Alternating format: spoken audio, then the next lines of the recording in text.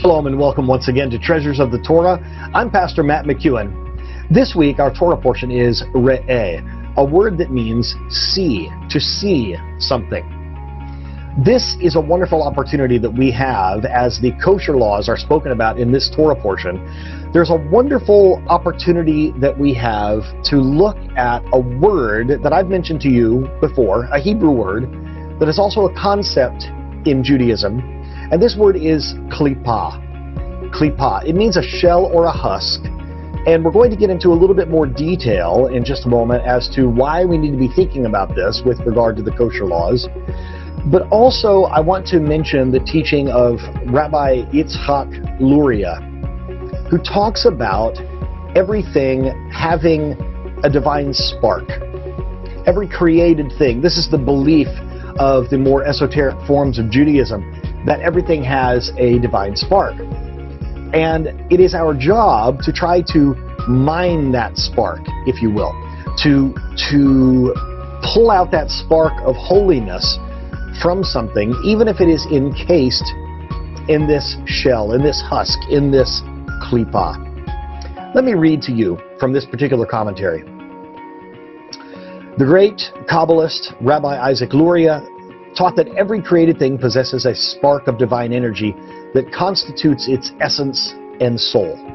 When a person utilizes something toward a godly end, he brings to light this divine spark, manifesting and realizing the purpose for which it was created. In all physical substances, a material husk, the klippah, encases and conceals the divine spark at its core, necessitating great effort on the part of the man to access the spark without becoming enmeshed in the surface materiality.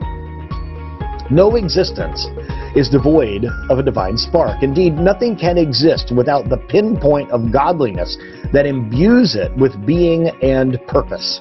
But not every spark can be actualized. There are certain impregnable elements whose sparks are inaccessible to us. The fact that something is forbidden by the Torah means that its husk cannot be penetrated, so that its spark remains locked within it and cannot be elevated.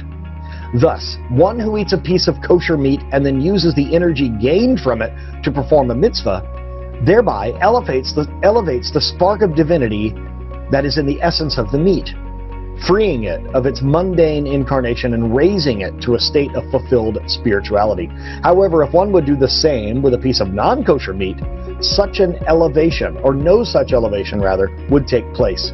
Even if he applied the energy to a positive and godly end, this would not constitute the realization of the divine purpose in the meat's creation, since the consumption of the meat was an express violation of the divine will.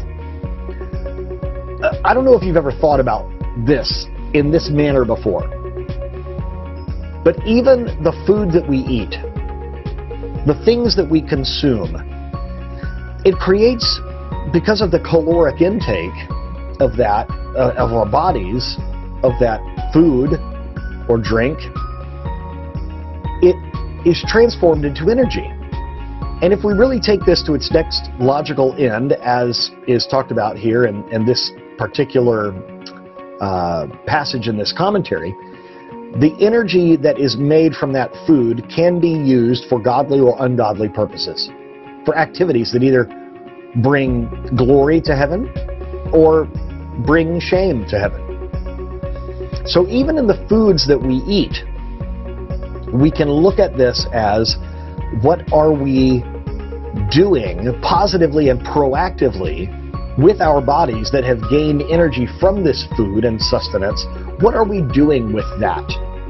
Now, the opposite is true, as we saw here, that if you're eating non-kosher food, well, then you can't elevate that. This idea of searching for the divine spark and getting past the husk or the shell, the klippah, is essential in this type of Jewish thought. Everything can be used for a good purpose or a bad purpose. Even the things that we do for a pastime, even the things that we do for a hobby. I have a keyboard and a guitar here in my office. I could either use those instruments for the glory of God, or I could use them to bring attention to myself and try to get people to like me, or to try to make myself popular. These objects might seem like they're just dead things, but the truth is, I can use these things to either elevate or to bring down. And this is, I think, so important. Everything that we do, we need to say, am I getting the spark of Kedusha, the spark of holiness, out of this thing, or out of this event, out of this attitude, out of this place? What are we doing, or what can we be doing about the places we go, the people that we interact with, the things that we do in our spare time? Are we elevating the sparks? Are we going past the klipa, the husk? And are we using things for God's glory? I hope this message has been an encouragement to you, and maybe even a bit of a challenge, a charge to you. I wish you a Shabbat Shalom, and I pray that God would use this week's Torah portion to inspire you to do mitzvot. I would like to be a brother to you, to spur you on to love and good deeds. Shabbat Shalom.